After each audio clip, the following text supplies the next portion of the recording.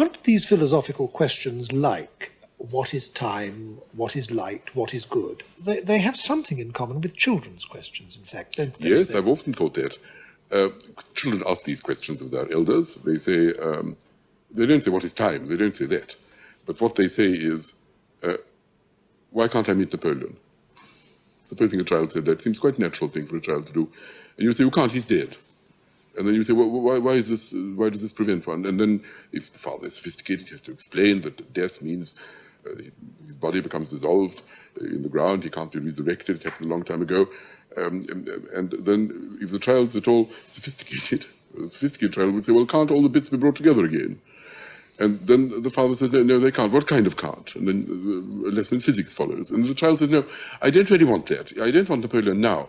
I want to go back to see him as he was at the Battle of Austerlitz. That's what I like.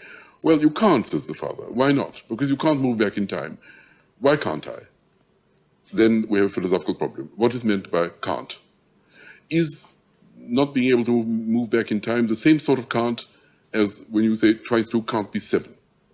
Or the same sort of can't as when you say you can't buy cigarettes at 2 o'clock in the morning because there's a law against it. Or I can't remember.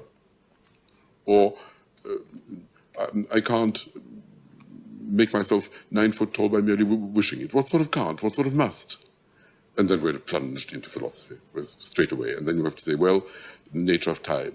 And then some people will say, no, there isn't such a thing as time. Time is just a word for before and after and simultaneously with. To talk about time as if it was a kind of thing is a metaphysical trap.